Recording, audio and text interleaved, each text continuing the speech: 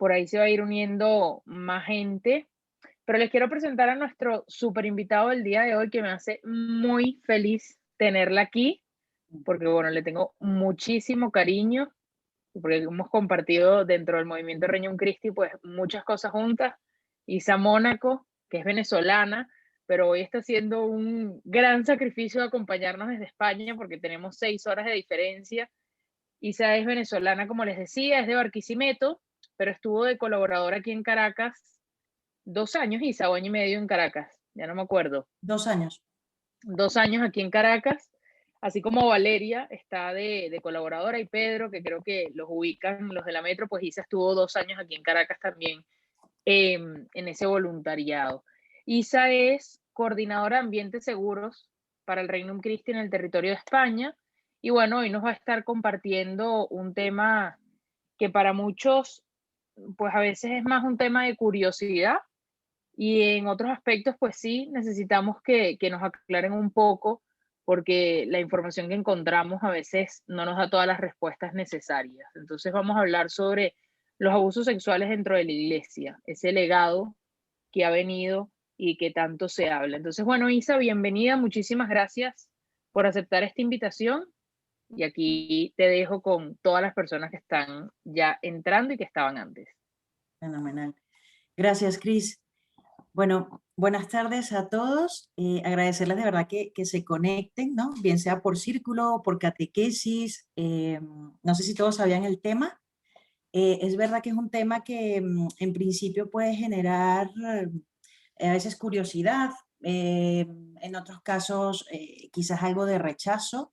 eh, y por lo tanto, mientras voy hablando, si pueden por el chat, o sea, sí les pediría que fuesen escribiendo cualquier idea, palabra, frase, sentimiento, sensación que les genere el tema de los abusos sexuales dentro de la iglesia, ¿no? Lo pueden ir haciendo en cuanto quieran, ¿no? También aprovecho también algo práctico. Yo voy a estar proyectando pantalla, entonces probablemente no va a poder seguir las preguntas en el chat.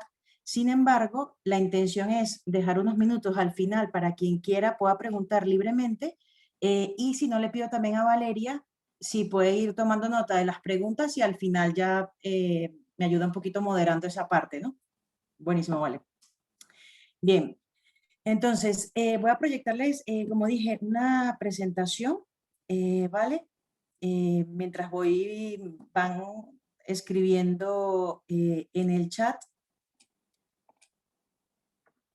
Y una pequeña aclaratoria, ¿no? Que cuando Cris dice coordinadora de ambientes seguros, y porque van a ver en la presentación que las diapositivas llevan esto de ambientes seguros, en realidad esto es lo que tiene que ver, justamente es un área del Regnum Christi que tiene que ver con la prevención del abuso sexual de menores, ¿no? Entonces se le llama ambientes seguros, ¿vale? Bien, bueno, dolor, rechazo, frustración, confusión, tristeza, dolor, indignación, impotencia, rabia. Ciertamente todos estos, digamos, sentimientos que experimentan y que van manifestando son un gran, digamos, dolor de cabeza, por así decirlo, hoy en día para la sociedad, para la iglesia misma, para quienes de una u otra manera estamos vinculados a esta área dentro de la iglesia. Eh, y la intención de este encuentro que tenemos, más que echarles todo un rollo teórico ni mucho menos, lo que sí quisiera compartirles es un poquito lo que ha ocurrido, ¿no? Para que todos nos nivelemos un poco en cuanto a la información de cuando hablamos de abusos dentro de la iglesia, de qué estamos hablando, ¿no? O sea, ¿cuándo comenzó esto? ¿Cuál es el recorrido que se ha seguido? Y todo esto partiendo de los grandes cuestionamientos que como católicos recibimos ante esta situación, porque si nosotros mismos experimentamos estos sentimientos que ustedes están expresando por el chat, eh, cuánto no más quizás el que es de afuera y no comprende o no tiene la suficiente información, ¿no? A veces nosotros en casa, en este caso en la iglesia, desconocemos temas que son fundamentales, ¿no? O que nos hieren honda y profundamente, ¿no? Entonces, la intención sería, insisto, compartir un poco qué es lo que ha ocurrido, qué es lo que se está haciendo, para que ustedes con esa información, cuando tengan que toparse en su día a día con realidades, cuestionamientos o lo que sea, puedan de alguna manera responder, si fuese el caso, pero principalmente lo que más me interesa es que estos sentimientos que ahora mismo expresan, de alguna manera los podamos ir encajando, ¿no? Conociendo el histórico de todo este tema, ¿no? Ya que lo primero somos, digamos, nosotros en la comprensión, asimilación de este tema, para posteriormente poder salir a conversar o aclarar lo que fuese necesario con otras personas.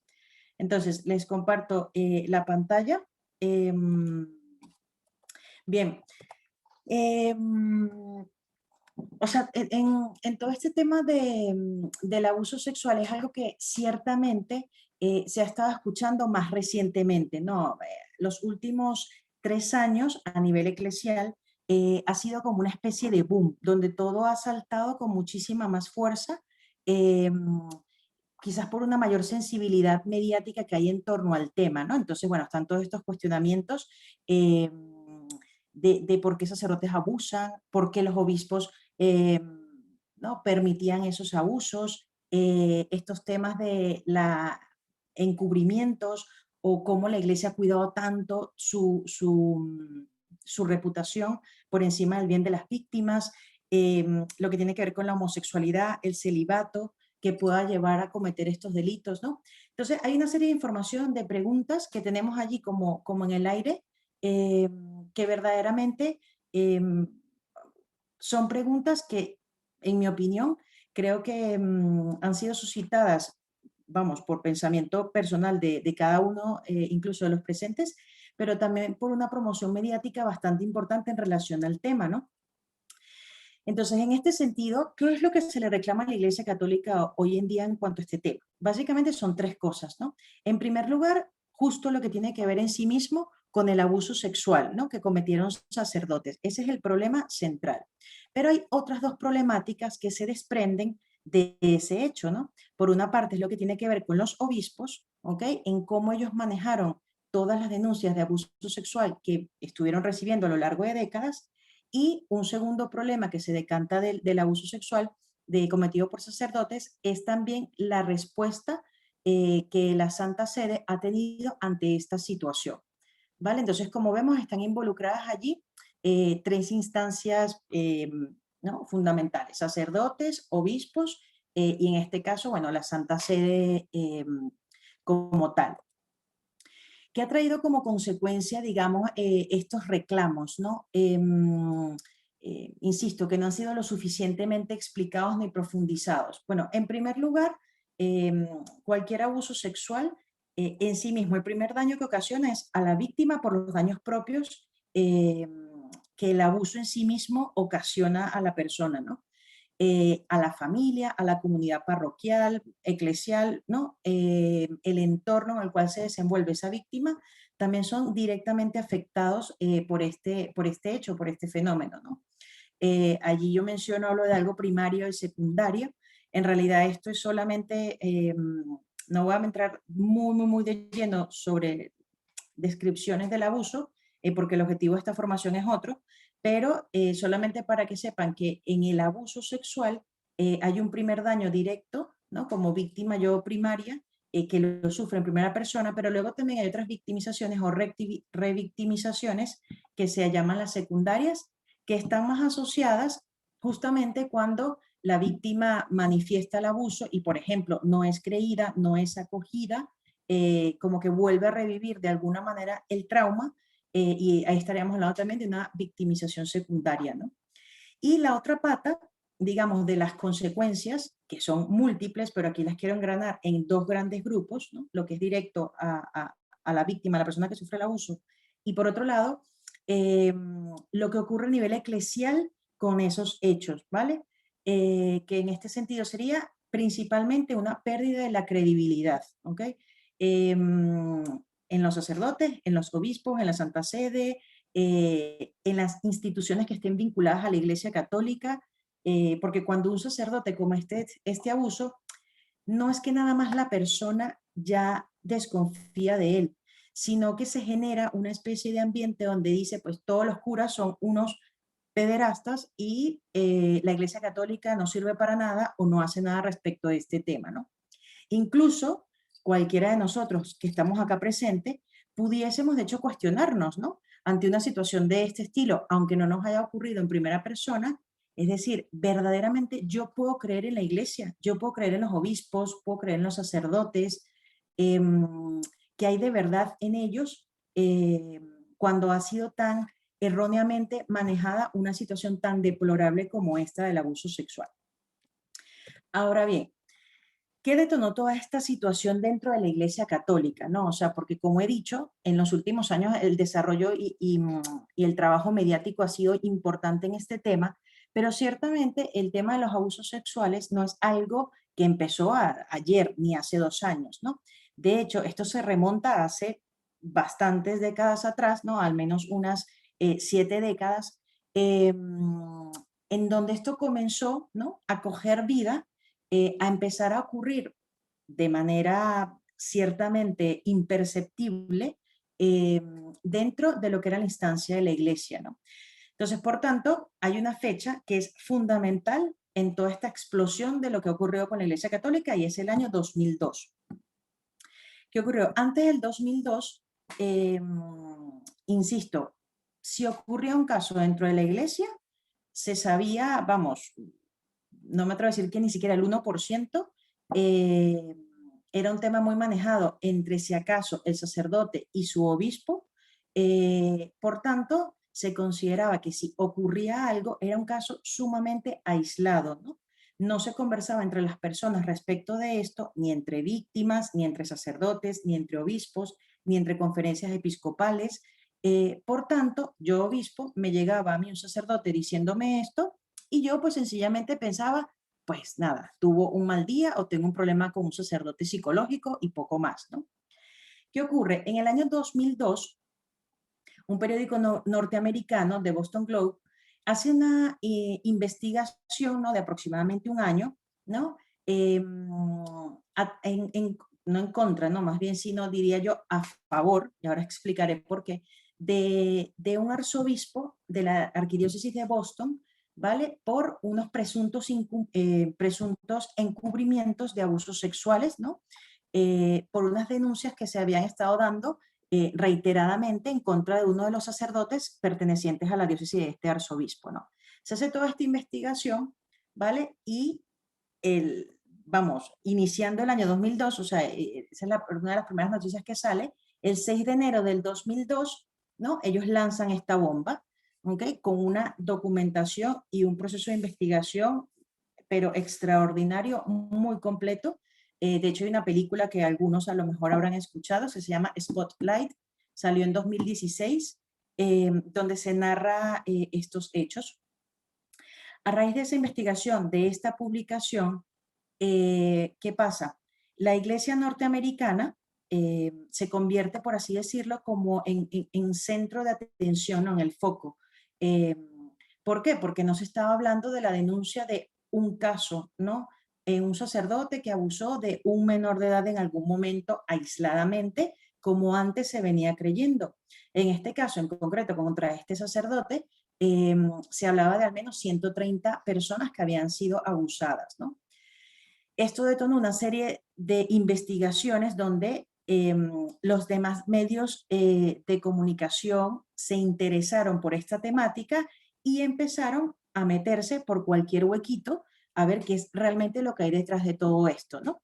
Y de esa manera pues se detona una caja, o se abre la caja de Pandora, ¿no? Empieza esto como, ¿no? Como a correr, como agua imparable por grietas a meterse por todos lados y empiezan a saltar más casos, más casos, más casos. Es verdad que esta publicación generó en muchísimas personas que habían sido víctimas de abuso sexual, pues quizás una especie de seguridad y de, si me permiten la palabra, de empoderamiento, de decir, pues, a ver, si esto se está destapando, es mi momento de empezar a hablar, ¿no? Y de ahí empezaron, por supuesto, a salir muchísimas llamadas, denuncias, eh, y era algo realmente incontrolable en esa época porque, insisto, no se venía a venir una ola de esta magnitud puesto que se pensaba que esto realmente no ocurría dentro de la Iglesia Católica. Ahora bien, estos hechos que fueron denunciados en ese momento por ese periódico, por una investigación que era adecuada, que tenía unas bases bien fundamentadas, que era verdad lo que se decía, eran hechos que habían ocurrido en la década de los 60, 80 aproximadamente, ¿vale? Y esto tuvo, por así decirlo, un doble efecto, ¿no? Por una parte, es verdad que la Iglesia tiene que agradecer a los medios de comunicación el hecho de que por sus investigaciones, por la presión que ejercieron, la Iglesia tuviese que voltear la mirada ante este fenómeno que estaba dentro de casa y ciertamente algunos se habían enterado, pero esto no había llegado a todas las instancias que tenía que llegar para, por supuesto, hacer todo lo que fuese necesario hacer para combatirlo, ¿no? Entonces, por una parte, esta presión, esta incisión de los medios de comunicación fue lo que despertó a la Iglesia, ¿no? Por una parte es que empezaron a hacer diócesis de todo el mundo, iglesias de todo el mundo, conferencias episcopales, eh, y aquí haré una aclaratoria, cuando yo digo empezaron a hacer, no crean que es que todo el mundo salió corriendo y feliz a buscar qué es lo que estaba pasando. Esto ciertamente hizo que pues empezaran a acomodarse el cuello mucho a decir, ¿y a esto cómo le entramos? ¿No? ¿Qué es esta barbaridad y qué es esta monstruosidad? ¿No? Pero ciertamente fue lo que hizo que ante la presión social, la misma presión de la iglesia, ya los feligreses no participaban de la misma manera, no aportaban la misma cantidad económica, algunos bienhechores, ¿no? Por el escándalo que esto estaba produciendo, la iglesia se empezó a ver efectivamente forzada, ¿no? Entonces, eso fue muy positivo en esta, digamos, campaña mediática del 2002. Sin embargo, hubo otra pata, por así decirlo, que es que a raíz de todo el trabajo que se fue haciendo desde los medios, también se empezaron a dar muchas distorsiones, mitos, ¿no? Y se aprovechó también como de poner a la iglesia en el punto de mira, no solamente en el tema de los abusos, que está muy bien, que esté en el punto de mira, porque pues, es algo que no es correcto, pues sí, pero también esto fue oportunidad para entonces meternos con otro tipo de temas y cuestionamientos, ¿no? Entiéndase, ideología de género, abuso, uso de preservativos, etcétera, etcétera, etcétera, ¿no? Entonces, por una parte, se agradecía muchísimo este trabajo de la iglesia, perdón, de los medios, pero por otro, es verdad que según la información que a la sociedad y a los miembros de la iglesia les fuese llegando, te podrías eh, más bien como polarizar, ¿no? Y cogerte de ahí para entonces empezar a disparar a la iglesia y no convertirte en un factor, digamos, o un agente de ayuda, ¿no? Para desentrañar todo este rollazo que estaba puertas adentro, sino más bien que fue como la oportunidad de oro para vámonos todos en contra de la iglesia, ¿no? En este sentido, hay algo que a mí sí, o sea, que creo que es conveniente, ¿no? Quizás aclarar, eh, y es que, a ver, en ese momento la iglesia fue la punta de lanza, ¿no? O fue la punta del iceberg, ¿no? Para descubrir algo que ocurría. El tema está en que en ese momento se planteaba como que solamente ocurría dentro de la Iglesia Católica, ¿no? Era el único lugar prácticamente donde ocurrían los abusos sexuales, lo cual no es cierto, porque el fenómeno del abuso sexual es algo que se produce en cualquier ámbito. Para que se produzca un abuso sexual necesitas tener un adulto y un menor de edad, ¿vale? Donde hay una diferencia de poder en esa realidad que no sea equitativa en esa relación y eso es suficiente para que ocurra un abuso sexual. Por tanto, todo se fue hacia la iglesia, pero se fue descuidando el resto de ámbitos, ¿no? El intrafamiliar, el deportivo, el psicológico, en colegios, ¿no? Lo que es la parte educativa también. Y parecía que habíamos, digamos, cogido el toro por los cuernos única y exclusivamente porque habíamos dado con la iglesia, eh, lo cual era parcialmente verdad, ¿no? ¿Por qué? Porque era uno de los ámbitos, insisto, ¿no? Entonces, creo que allí el reto de la iglesia, que yo lo menciono allí en la diapositiva, por una parte, hubo por un lado una tentación muy grande, y la sigue habiendo hoy, de justificar lo que ocurría dentro de la iglesia, expresando que esto ocurría en cualquier otra realidad. De hecho, cuando nos vamos a las estadísticas, más o menos, ¿no? Porque esto luego puede variar, pero entre un 2-3% del clero, a esto estamos hablando a nivel mundial, puede haber incurrido en delitos sexuales, de los casos cometidos, conocidos hasta hoy, ¿no? Pero cuando tú te vas a las estadísticas de lo que ocurre, por ejemplo, intrafamiliar, que es el porcentaje mayor donde ocurren estos hechos, es una barbaridad.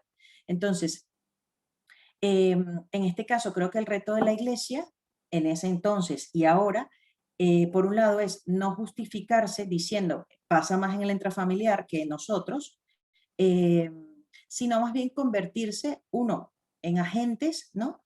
de, de prevención, de más bien intentar ser, si se quiere la palabra, pioneros en este tema dentro de la sociedad, eh, porque al fin de cuentas, cada abuso tiene una magnitud y una, o sea, es devastador para la persona que lo sufre. Entonces, basta con que una persona dentro de la iglesia haya sufrido un abuso por parte de un miembro de la iglesia, como para que ya esto como institución, es que se te caiga la cara, el corazón y todo por los daños que estamos ocasionando, ¿no? Eh, Idealmente, en estos estudios, ¿no? De el abuso sexual, donde se comete, ¿no? Lo ideal, como se ha hecho, por ejemplo, en Australia, ¿no? Es que sean estudios transversales, ¿no? Donde tú estudias esto en cualquier ámbito de la sociedad, eh, y no solamente lo dejas parcializado en un sector de esto, ¿no? Entonces, esto solamente para que tengan quizás como que esa, sí, como que la idea de que la publicación del 2002 fue lo clave, lo que se dijo fue verdad, pero yo, esto es una opinión personal, creo que la debilidad en ese momento de los medios de comunicación fue que se encapsularon en eso, y una batalla contra este fenómeno que realmente es un monstruo de 25 cabezas, eh, se empobreció, ¿no? Sin embargo, a su vez, yo sí veo como positivo de que aunque los medios de comunicación llegaron hasta donde pudieron, el hecho de haber destapado eso dentro de uno de los ámbitos nos ha permitido como sociedad empezar a ver y a conocer más de este fenómeno en el resto de realidades, ¿no? Ahora bien, o sea, para explicarles quizás un poquito más en concreto, ¿no? Del abuso cometido por sacerdotes, ¿no? Lo primero que me gustaría aclarar es, habrán escuchado el término pedofilia, pederastía, ¿no? Quizás de pedofilia lo han escuchado menos. Y es que aquí hay una diferencia importante, ¿no? Porque aquí hablamos a veces, decimos que es un pedófilo o es que es un pederasta. No, no es lo mismo, ¿no? O sea, cuando hablamos de pedofilia, ¿vale? Estamos hablando de una parafilia, es decir, de una desviación sexual, ¿vale? En la cual esa desviación sexual consiste en experimentar una atracción sexual por niños, ¿ok? La efebofilia es exactamente lo mismo, pero con adolescentes. Pero hoy en día es muy común y muy fácil utilizar el tema pedofilia para cualquier menor de edad, ¿no? Eso por una parte. Y está por otra parte el término pederastía, ¿no? La pederastía al final es el acto, ¿no? De cometer o de tener actividad sexual con menores de edad. Por tanto, una puede ser una desviación que no necesariamente implica un acto, ¿vale? Relaciones sexuales ni ningún acto de connotación sexual con el menor, y la otra sí que representa en términos lo que es ya consumar como tal el acto. ¿Por qué hago esta aclaratoria? Porque para hablar de las causas que pueden llevar a un sacerdote a cometer actos de abuso sexual, es importante entender, uno, eh, que ellos son, pero, y esto no es una justificación, es para que entendamos que aquí es porque estamos hablando de sacerdote, pero si estuviese yo hablando de profesores, si estuviese hablando de padres de familia, diría exactamente lo mismo, ¿no? Es decir, son hombres que pueden experimentar esta atracción, pedofilia, febofilia, ¿vale? Que sería, digamos, sí, por ponerlo muy sencillo, ¿no? Un problema psicológico. Es bastante más complejo que eso, pero bueno, digamos un problema psicológico, ¿ok? Y eso puede ocurrir a los sacerdotes, a los padres de familia, al profesor de deporte, a quien sea, ¿no?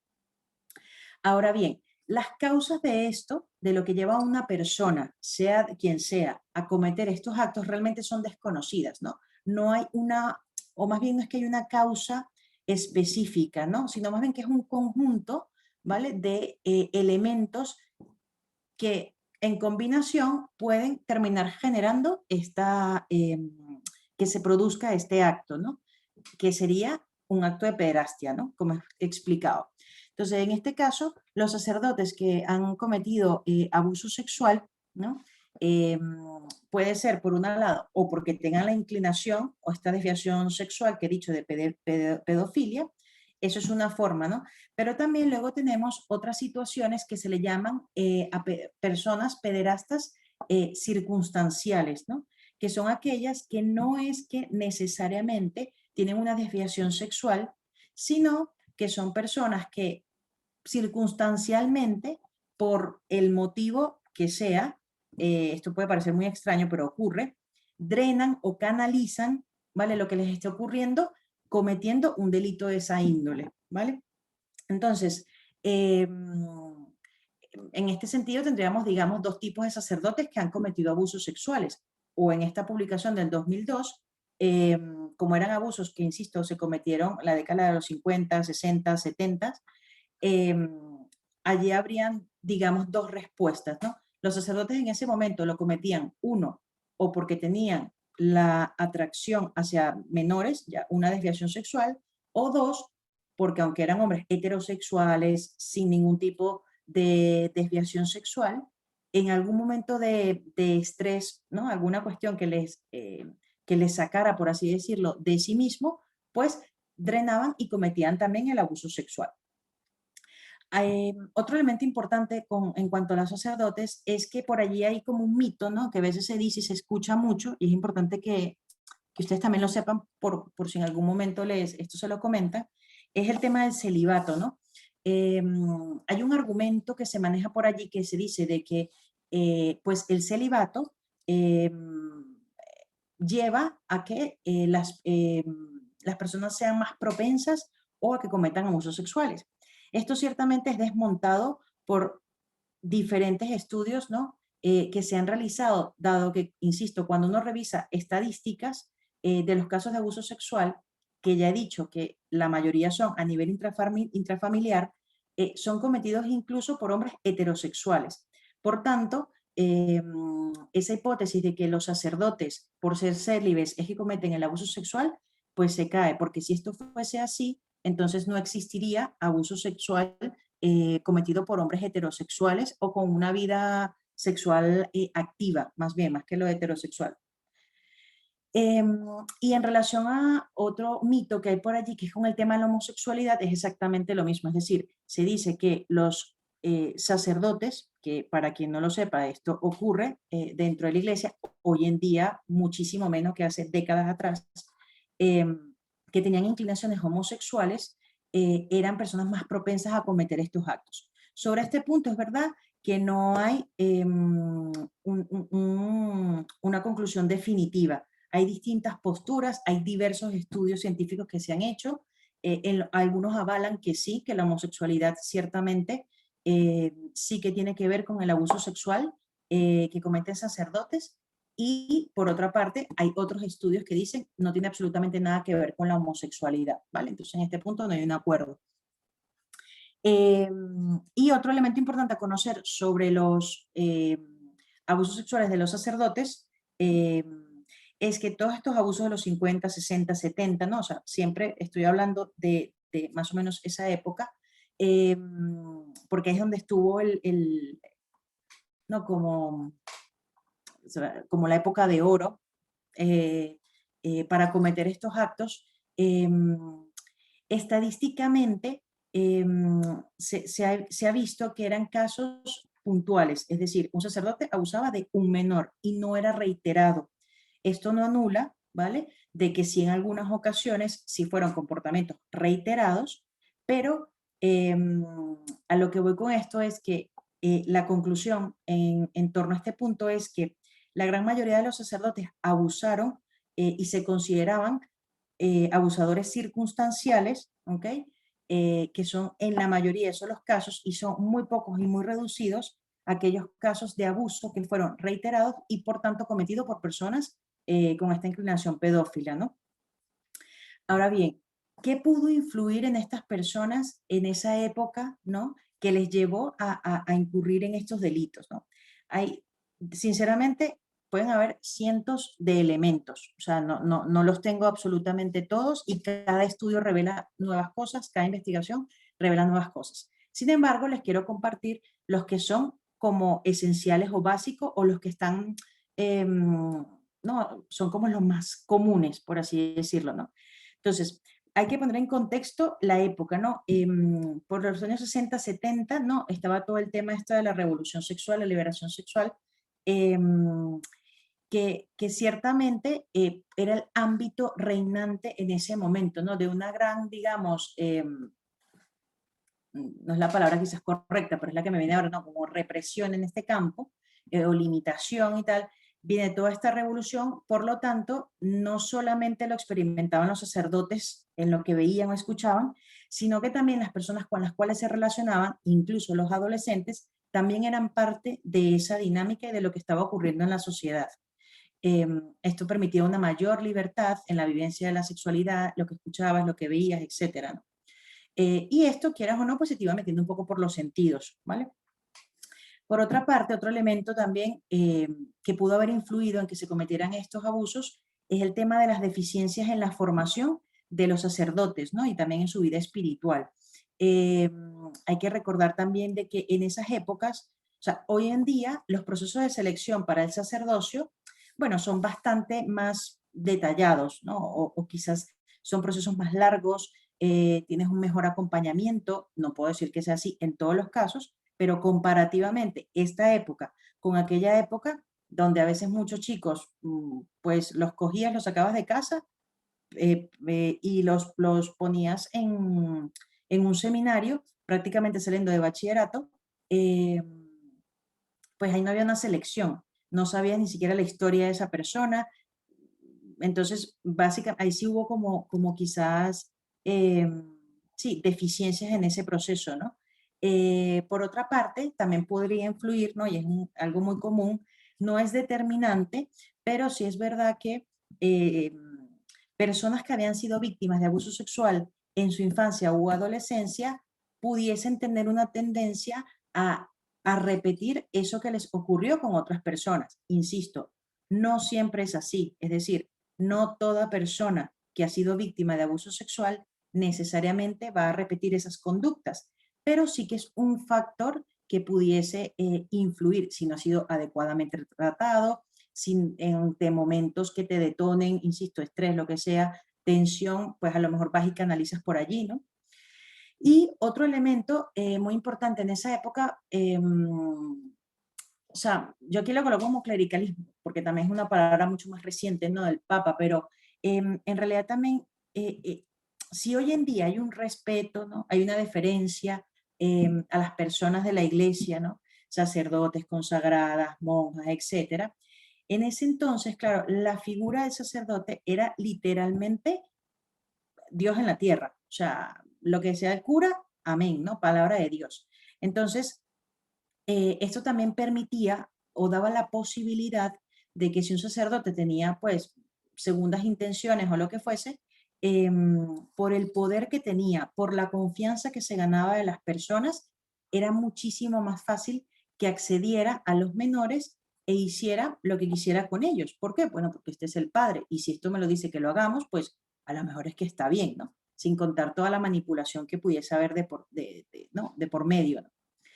Entonces, esto en cuanto a los sacerdotes, en cuanto tal, ¿no? Para ponerles un poquito en contexto.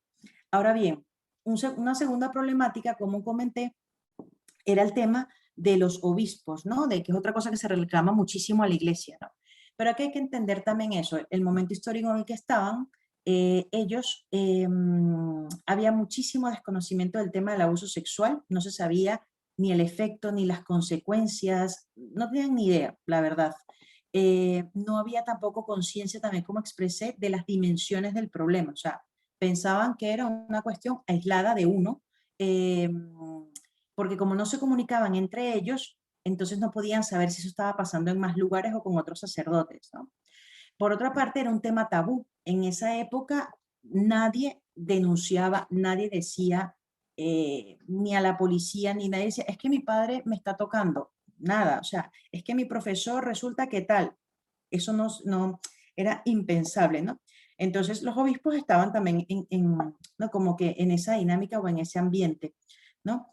Por otra parte, es verdad que también había muchísimo temor eh, por la cultura eclesial del momento a escándalos, ¿no? A que se manchara la reputación de la iglesia por esta misma visión que había del sacerdote como representante de Dios en la tierra, ¿no? Como prácticamente como una persona perfecta, que no cometía errores, ¿no?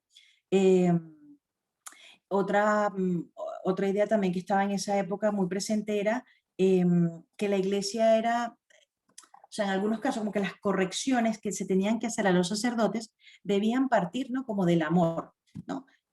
Malentendiendo, por así decirlo, el hecho de que entonces la iglesia no tenía que ser una iglesia castigadora de derecho, sino una iglesia del amor. Insisto, malentendiendo que al final un castigo, pues ciertamente también puede ser un acto muy profundo de amor, ¿no?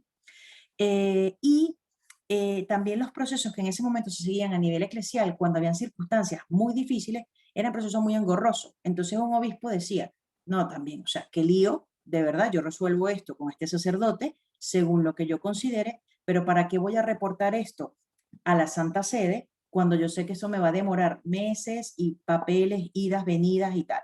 Entonces ellos hacían opciones por manejarlos según su criterio, ¿no? Sin consultar absolutamente nada. Eh, eh, ¿Qué pasa? De esas actuaciones de los obispos que se movían en ese ambiente, ¿no?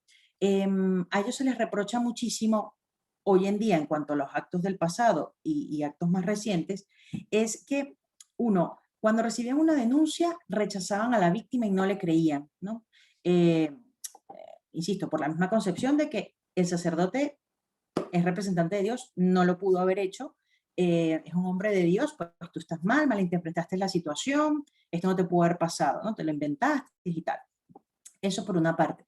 Eh, y adicionalmente, si fuese el caso de que hubiese pruebas, ¿no? Fehacientes de que eso había ocurrido, o el propio sacerdote lo aceptara, entonces se trataba como un problema moral.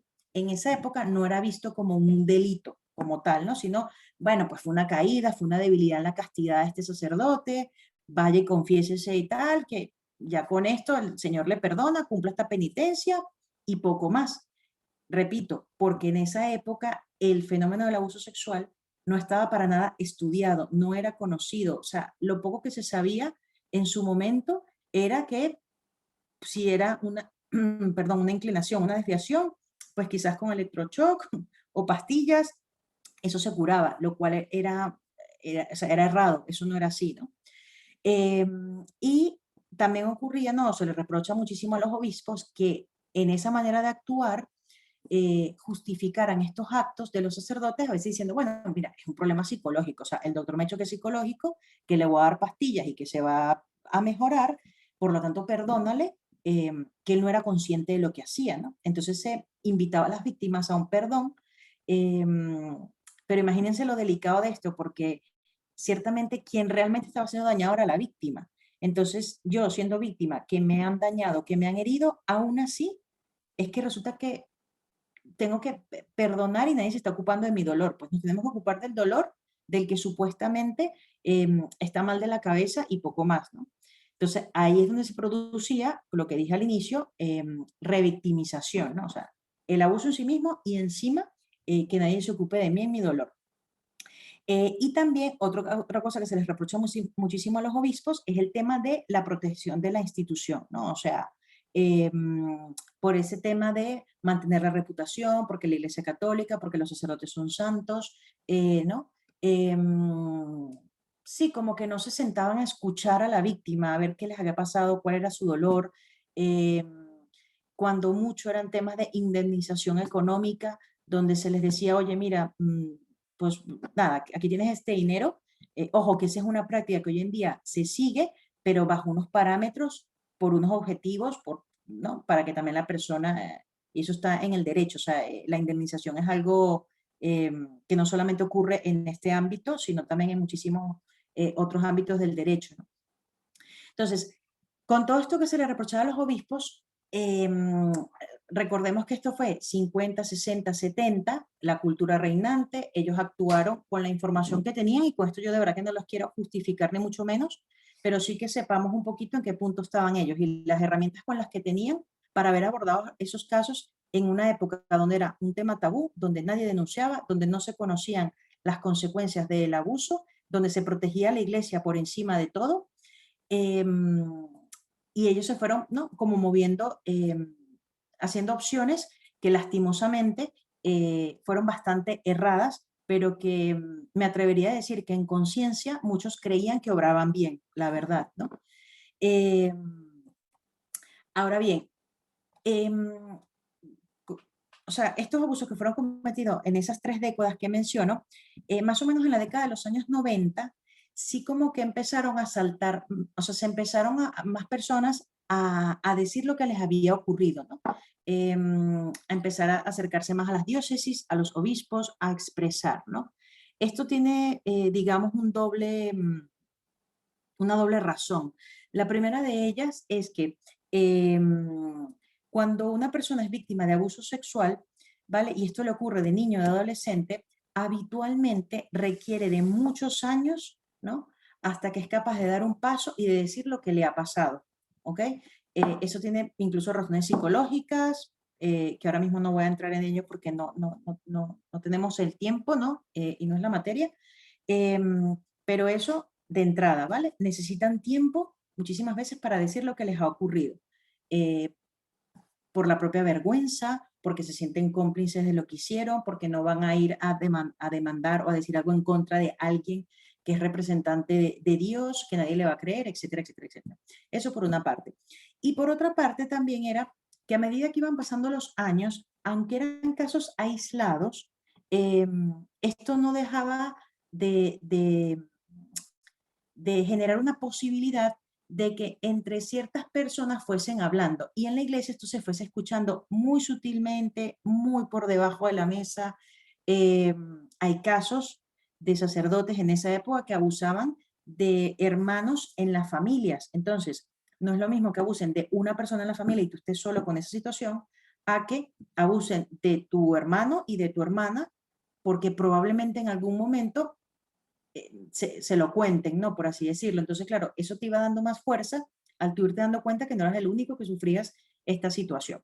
Por lo tanto, la década de los 90 fue una década donde esto empezó a saltar, no públicamente, no mediáticamente, pero sí a las iglesias. Por tanto, los obispos se fueron dando cuenta y dijeron, a ver, a mí como que yo no era, o sea, no era el único caso, tengo más sacerdotes en mi diócesis que esto lo han hecho y cuando se comunicaban con obispos de otras diócesis decían, es que tú también tienes casos. Entonces fueron tomando conciencia de que esto estaba más metido en la iglesia de lo que se creía, ¿no? Cuando se empezó a tener esa conciencia, pues entonces ellos empezaron, por un lado, a reunirse con víctimas, porque anteriormente cuando denunciaban, como he mencionado, las despachaban en el acto por no creerles. Aquí empezaron a escuchar, a entender más el dolor. Esto se fue hablando dentro de la iglesia. Estos casos empezaron a subir a la Santa Sede, ¿vale? Porque anteriormente, como dije, eran casos que se trabajaban entre el obispo y el sacerdote, visto como algo moral y una caída en la castidad, y no se reportaban a la Santa Sede, ¿no? Entonces, esto empezó a sonar más en la iglesia, ¿no? Y adicionalmente, empezó a ser más recurrente el tema de enviar a sacerdotes a clínicas especializadas con la creencia todavía en ese momento de que se podían sanar de sus inclinaciones eh, sexuales, ¿no? Eh, ¿Qué ocurre? Una vez que los obispos dan estos pasos, empieza a llegar esta información a la Santa Sede, etcétera. ¿Qué pasa? En cuanto al Vaticano, porque como dije inicialmente, aquí se reprocha o se reclama a la Iglesia a 3 niveles. a los sacerdotes, a los obispos y a la Santa Sede, ¿no? A la Santa Sede principalmente lo que se le echa en cara, o es el argumento más común, es, por un lado, falta de transparencia, ¿vale? Que no son suficientemente claros, que colaboran con autoridades civiles, que son muy mano blanda, o sea, que penas leves a quienes cometen estos abusos, pero también relacionado con la publicación del 2002 que les comenté. ¿Qué pasa? Cuando explotó todo lo de Boston, bueno, ellos empiezan a caminar más o menos con todo el rollazo que se les venía encima. Y el ámbito mediático, los medios de comunicación, giran su mirada y se van a la Santa Sede y empiezan a tocar la puerta a la Santa Sede. Es decir, te estás empezando a explotar esto en diócesis norteamericanas, ¿qué tienes que decirnos, no? Lamentablemente en ese momento, pues la Santa Sede no supo cómo responder proactivamente, diligentemente, y eso también generó como la idea de que estos se están haciendo de la vista gorda, se hacen los sordos, y por tanto eso seguía como no, restando credibilidad. Lo cual no significaba que la Santa Sede no hubiese estado haciendo nada, porque como he dicho, en los años 90, cuando ya esto se empezó a saber más, los obispos empezaron a hablar, empezaron a subir esto a la Santa Sede, ¿vale? Para ese entonces estaba el Papa Juan Pablo II, ¿ok? Entonces, ¿qué hace Juan Pablo II? Por una parte, ¿no? Es importante entender que siempre, o sea, bueno, al menos desde el Código de Derecho Canónico, o sea, la ley de la Iglesia, la ley eclesial, desde el 1917, de ese código, el tema de las relaciones o actividad sexual con menores de edad, eso estaba prohibido, ¿no? Y estaba penado, ¿vale? Sin embargo, como era algo que se pensaba que imposible que pasara dentro de la iglesia, pues no se actualizaba mucho esa normativa, ¿no? Cuando esto empieza a saltar más en los 90, Juan Pablo II empieza a hacer un trabajo y en el 2001 él promulga un documento que hoy por hoy, de hecho, dentro de la iglesia es uno de los referentes o es la base sobre la cual se trabaja y se afronta todo este tema de los abusos sexuales, ¿no? En ese momento, Juan Pablo II, ya bueno, a raíz de su edad, enfermedad, etcétera, delega en ese momento Ratzinger, el cardenal, todavía no era Papa Benedicto XVI, y le hace una petición muy expresa, o sea, encárgate y esto hay que, ¿no?, empezar a moverlo dentro de la iglesia, o sea, reformas, normativa, cómo regular, o sea, cómo regulamos esto que sí que nos está pasando dentro, no sabemos cómo afrontarlo, no sabemos del todo las consecuencias que esto tiene, eh, por tanto, ¿no?, hay que hacer algo al respecto. Bueno, en ese sentido, para no hacerlo demasiado extenso, ya se empezaron a dar unos primeros pasos a nivel de normativas en la Santa Sede, revisión de expedientes, se empezó a hablar con los obispos, oye, ¿cuántas denuncias tú has recibido? Envíame todos tus expedientes, cómo tú respondiste a cada una de estas denuncias de estas personas, ¿no? Luego de eso, ya siendo el Papa Benedicto XVI, a partir del 2005, bueno, vino todo un proceso de intensificación de lo que es la normativa, haciéndola más específica, ¿no?, para los sacerdotes, empezó a dar directrices más claras a las conferencias episcopales, empezó él a reunirse con víctimas de abuso sexual, y se seguían dando pasos, ¿no? Hasta que en 2010 viene a reformular, ¿no?, ese primer documento que Juan Pablo había sacado en 2001, Benedicto XVI incorpora nuevas cosas, entre ellas una que es muy importante, el tema de la escucha a las víctimas, que para nosotros puede ser como evidente, pero en realidad, recordemos, e insisto muchísimo en esto, en esa década de los 50, 60, 70, cuando alguien se atrevía a acercarse al obispo, era automáticamente rechazada, despachada y no creída, por tanto no escuchada, ¿no? Y hoy en día, si tú le preguntas a una víctima de abuso sexual qué es lo que más necesita, de primera, o sea, normalmente es ser escuchada, ¿no? Ser creída, ser acogida. Entonces, ya esto se mete dentro de una normativa de la Santa Sede.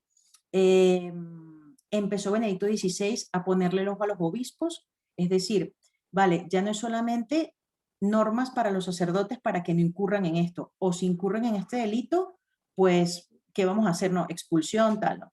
Sino que también era empezar a ver los obispos que han encubierto, que no han respondido adecuadamente a las víctimas, que no han notificado de esto a las autoridades civiles o eclesiásticas.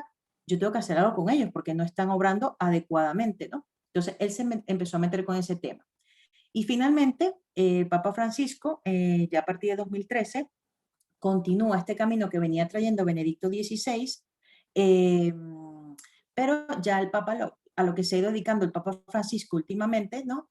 Bueno, en su pontificado, los últimos ya 8 años, crear comisiones sobre todo, ¿no? Crear comisiones de manera de que la Iglesia comience a tener instancias que velen por una parte o promuevan la prevención, pero también que por otra parte se vayan aclarando procesos que tienen que llevarse a cabo para la atención de denuncias de abuso sexual, ¿no? Ha tenido múltiples encuentros con víctimas, eso es fundamental. Bueno, ahí lo colocó en la presentación, decretó una jornada anual universal, ¿no? De oración por víctimas de abuso. Todo esto con la intención de promover una sensibilidad en torno a este tema, ¿no? Que era tan desconocido y que las víctimas eran tan relegadas. En el 16 promulga otro documento eh, en el cual ya sí es más incisivo con el tema de los obispos, ¿no? Y ya como que queda normado, es decir, si eres negligente ante cualquier, no solamente el abuso sexual, abarca otras temáticas, pero entre ellas el abuso sexual. Si hay actos de negligencia, o sea, a ver, el Papa puede instituir un obispo cuando quiera, no necesita ese documento, pero lo que voy es que estos son pasos que se han ido dando en la Santa Sede, en donde va quedando por escrito, ¿no? Normado, legislado, y ya no solamente a gusto o a el parecer del Papa de turno, acciones concretas, ¿no? Para rendición de cuentas de los obispos, en este caso, ¿no? Que antes eran prácticamente intocables.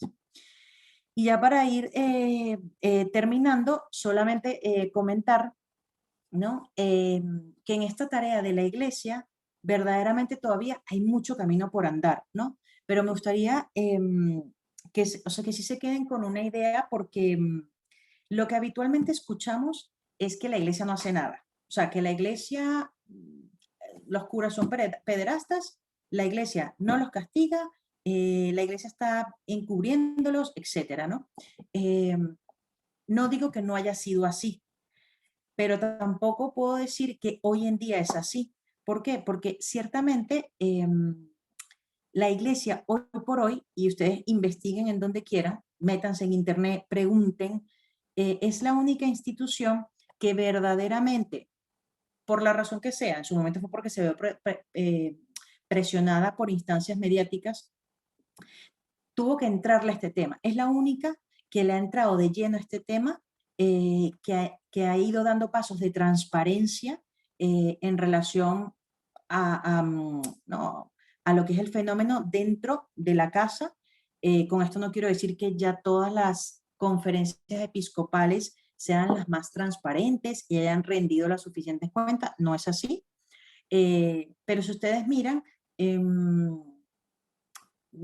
bueno, yo no he escuchado, ¿no? Otra institución sobre el cual se le tenga tanto el dedo y que constantemente de una u otra manera estén saliendo noticias, bien sea o porque hubo un abuso, pero eso normalmente, y si lo miran en noticias y tal, es proporcional a las acciones que se van tomando a nivel eclesial, ¿no? Cada ratito está diciendo que si el Papa Francisco destituyó a este obispo, que si a este sacerdote, ¿no? Que se están tomando estas nuevas medidas, que se están dando estas formaciones, ¿no? Entonces, en ese sentido, sí que tengamos mucho la tranquilidad.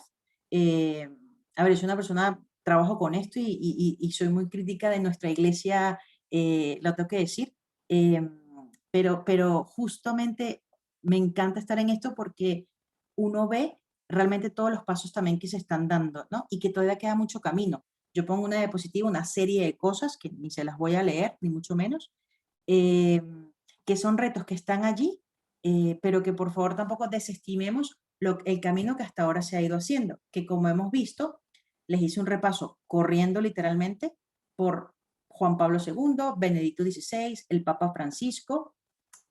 Por tanto, en resumidas cuentas, recapitulando,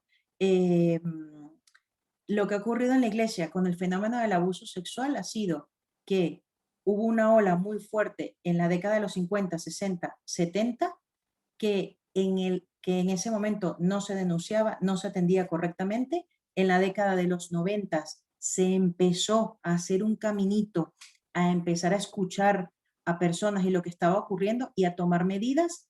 Y a partir del año 2000 hasta hoy, 2021, han sido 20, 21 años en los cuales desde la Santa Sede se han estado promoviendo, intensificando normas, procurando dar respuesta, porque cada día se sigue descubriendo que esto es un daño terrible para las personas que lo han sufrido, y que hay conciencia de que las medidas que se han tomado hoy por hoy todavía no son las suficientes, ¿no?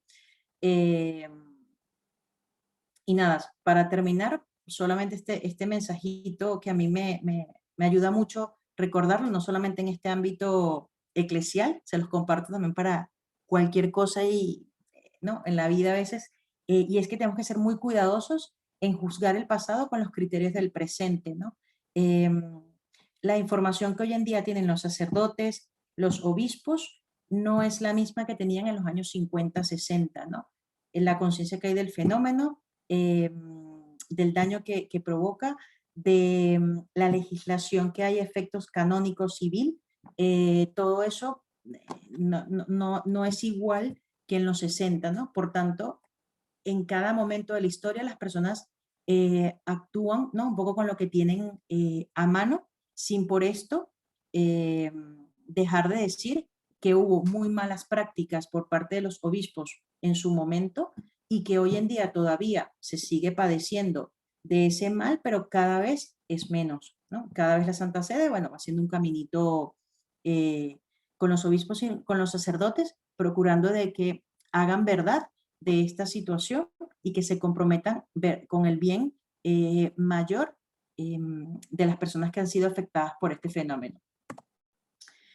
Ya estoy súper sobre hora, pero bueno, ya si no después le preguntan a Valeria o a Cristina o a Ana, pero bueno, también creo que es bueno que sepan que dentro del Regnum Christi tenemos también como procedimientos, ¿no? Hay como cuestiones para combatir, atender, tratar también este tema.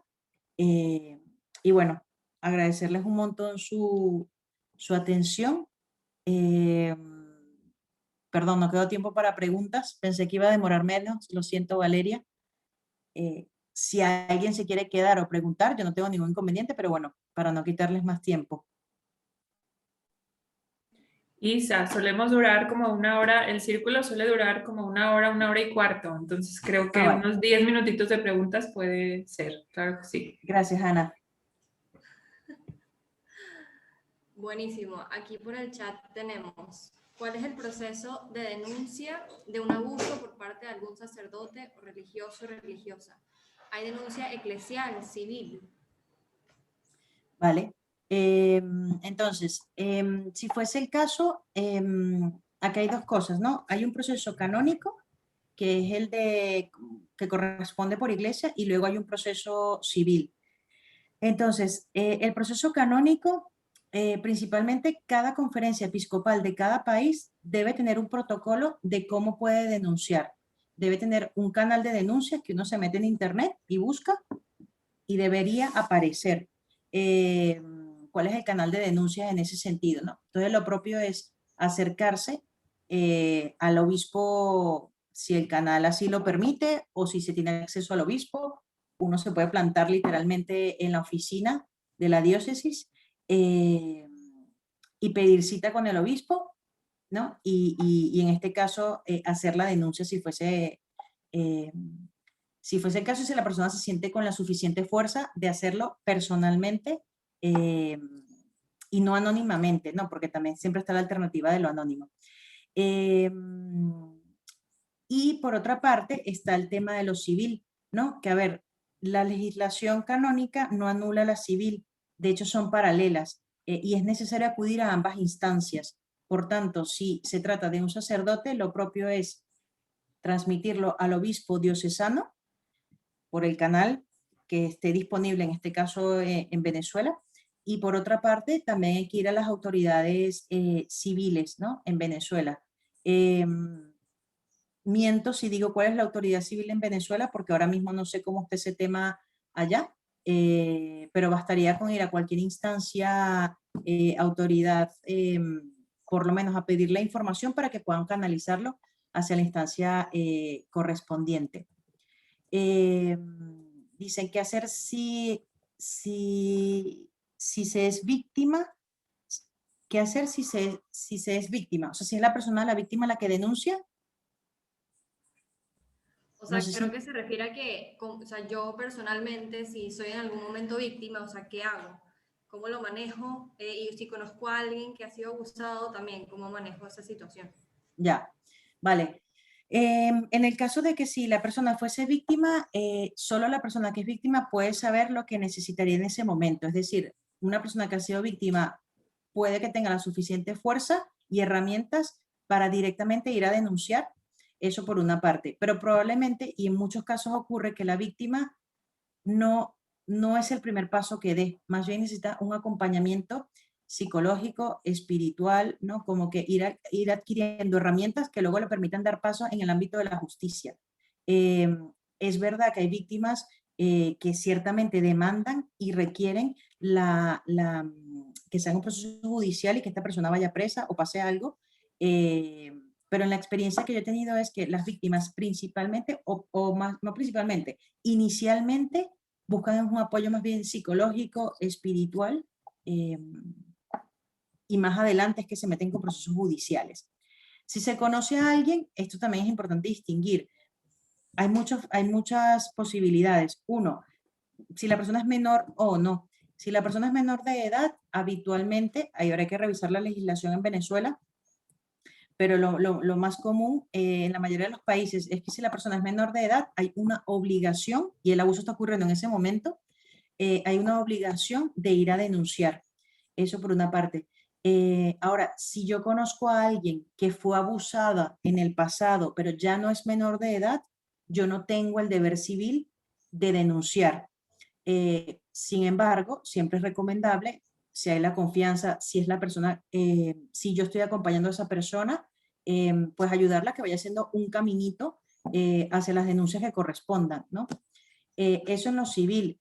Y lo mismo en lo canónico. En lo canónico yo sí recomiendo, y es lo adecuado, haya el hecho pasado ayer o hace 40 años, siempre ponerlo en conocimiento del obispo diocesano, si se trata de un sacerdote diocesano. Si se trata de un sacerdote de una congregación, pues se va al superior de la congregación, y además también debería ponerse en conocimiento del obispo, o sea, es de ambas instancias en ese caso. Ok, por acá preguntan, estamos híbridos, algunos presenciales y otros online, entonces aquí presencial. Preguntan que cuando el abuso se da con una persona ya mayor de edad, ¿cómo se le clasifica? O sea, ¿cómo califico ese abuso? O sea, cuando hablamos de abuso sexual, y qué bueno que haces la pregunta porque yo no hice la aclaratoria en el momento, hablamos de menores de edad y eso es muy lógico, o sea, es muy evidente, ¿no? Cualquier persona menor de 18. Pero resulta que también podemos hablar de personas vulnerables, ¿no? Una persona vulnerable puede ser, o sea, a ver, el menor de edad por definición es una persona vulnerable, es una persona que todavía no tiene la suficiente madurez ni física, ni emocional, ni psicológica. Pero también tenemos adultos, 18 años o más, que pueden ser considerados personas vulnerables, que por el hecho de estar sometido, no sé, efectos de alcohol, drogas, estar pasando por una depresión, una situación gordísima, tener algún tipo de discapacidad física o intelectual, eso les convierte en una persona vulnerable. Por lo tanto, cualquier actividad que se dé con esta persona sin el consentimiento, ¿no? Esto es muy importante, pudiese ser catalogada como un abuso sexual también. Pero ahí estaríamos hablando de abuso sexual de personas vulnerables, ¿no? Cuando se trata de un mayor. Pero esto, ojo, o sea, luego el clasificar o el decir que se trata de un abuso, bueno, implicaría todo un trabajo, ¿no? Hilando muy fino, para ver verdaderamente si se trató o no se trató de un abuso sexual, ¿no? Porque ahí habría que comprobar si hubo o no hubo consentimiento por parte de la persona, ¿no? Para tener esa actividad sexual.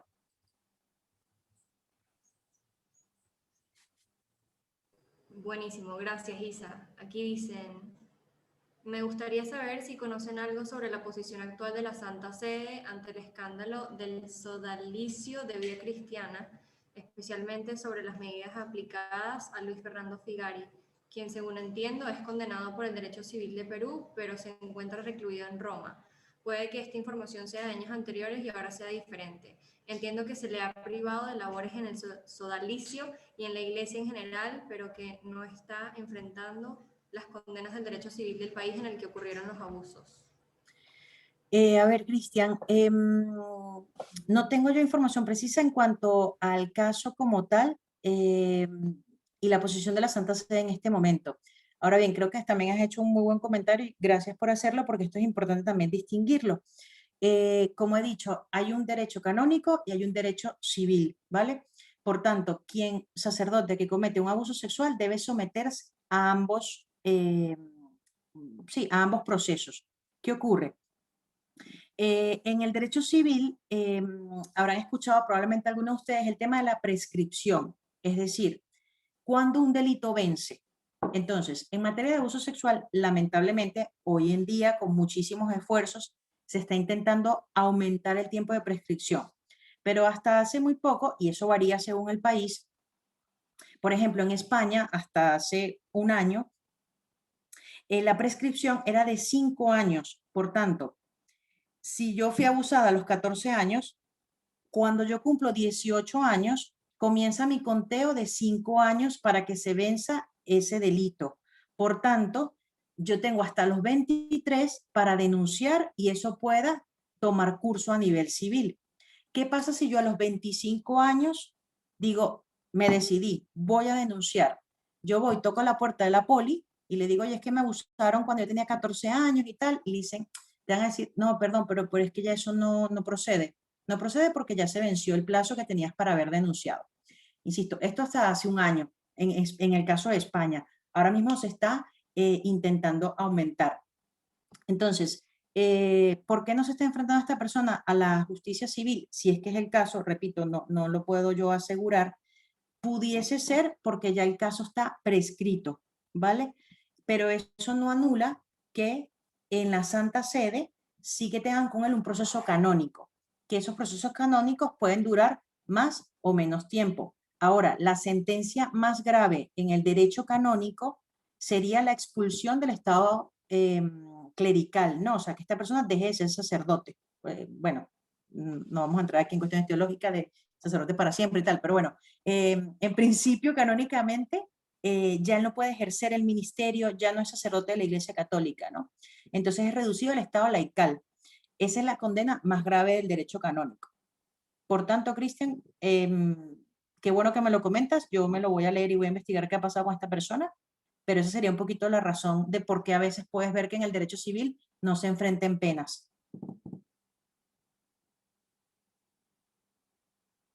Ok, no veo más preguntas por el chat. Si tienen preguntas, por favor vayan poniéndolas o si quieren hacerlas ustedes mismos pueden levantar la mano, se les da el derecho de palabra, que abran su micrófono, su cámara. Yo personalmente tengo una pregunta. Y sorry si te hago repetir información, no sé si lo caché exactamente, pero ¿qué pasa cuando el abuso es de parte del obispo? O sea, del obispo al que tú mencionas, al que hay que ir cuando... Sí, qué bueno que también lo preguntas. Este Son muy buenas preguntas, de verdad. Ojalá fuesen así toda la gente a quien yo les doy formaciones aquí en los colegios, ojalá preguntaran así. A ver, cada conferencia episcopal, ¿no? En principio tiene que tener unos protocolos, ¿ok? Para denuncias de sacerdote. Normalmente la última instancia a la que acudes, pues es el obispo, ¿vale? Pero ¿qué pasa? Que efectivamente si es el obispo el que está cometiendo. En principio, insisto, dentro de las conferencias están estos protocolos, pero también debe haber como un apartado particular, ¿no? Para cuando esto lo cometen los obispos.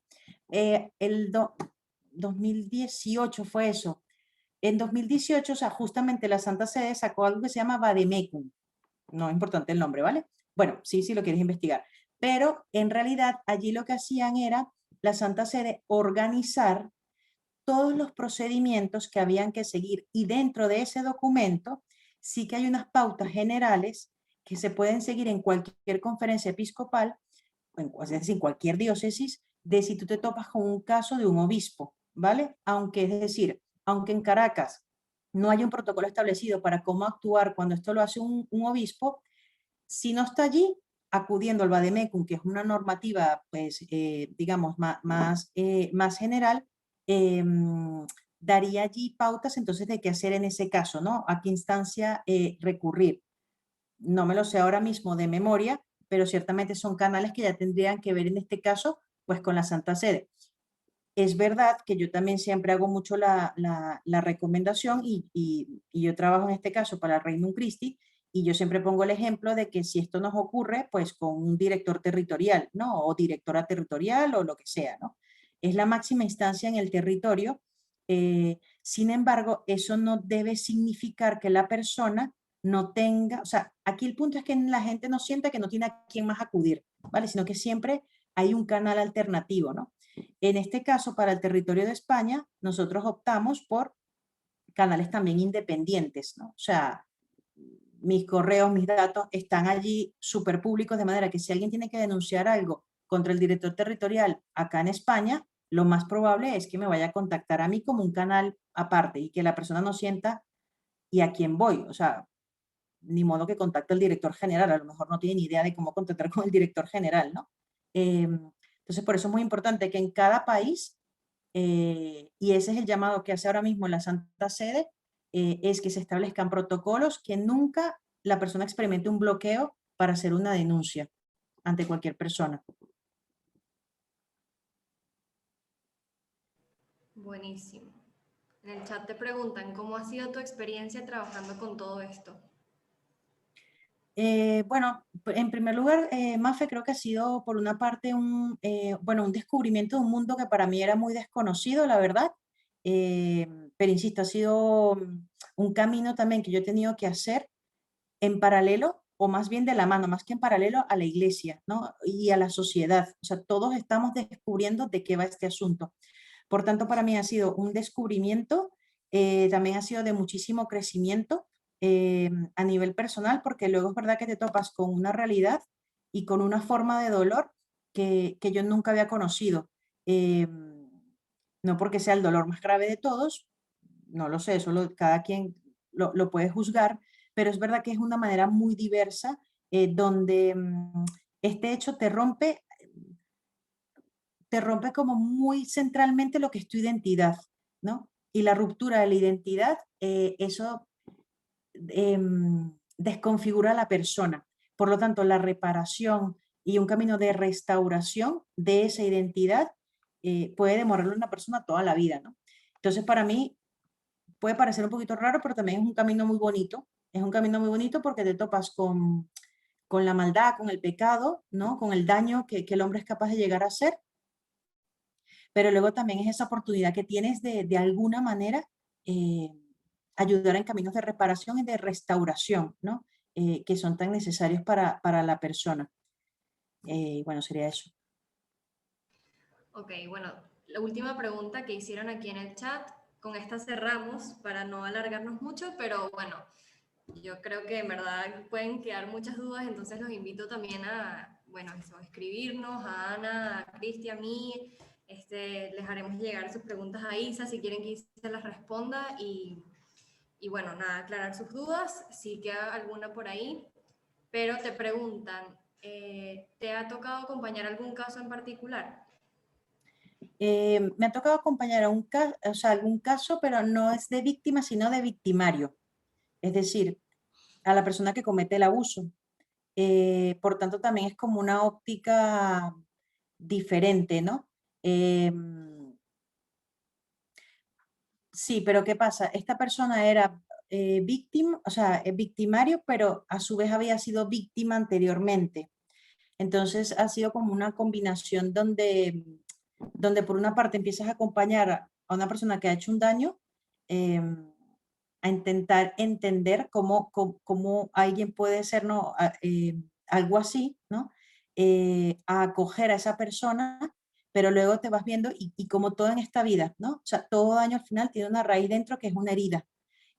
Por tanto, en este caminito con esta persona, pues al final cuando ya fuimos viendo de que también había sido víctima, pues ha sido una combinación muy interesante, muy reveladora. Sí, la verdad es que sí. De hecho, en este sentido, y ya con esto cierro, o sea, no me malentiendan, siempre como que la víctima al centro, por supuesto, ¿no? Pero justamente yo hice un máster acá en Madrid, ¿no? Y el trabajo de fin de máster era un máster en acompañamiento el que hice. Y el trabajo de fin de máster, yo dándole vueltas a la idea, al final dije, pues, ¿en qué lo hago, no? Y típico que, bueno, pues hazlo en un máster en acompañamiento a víctimas, pero al final yo me decanté por el trabajo, por el acompañamiento a personas que han cometido actos de pederastía. O sea, me decanté por los victimarios, porque también siento que hay muchísima herida para haber llegado a eso, y que esas personas no dejan de ser personas por los actos que han cometido, ¿no? O sea, siempre condenamos el mal acto, por terrorífico que sea, porque vamos, historias hay de terror allí. Entonces, y esto fue a raíz de este acompañamiento que tuve con este sacerdote que había cometido estos actos, ¿no? Entonces ha sido pues mucho aprendizaje, la verdad.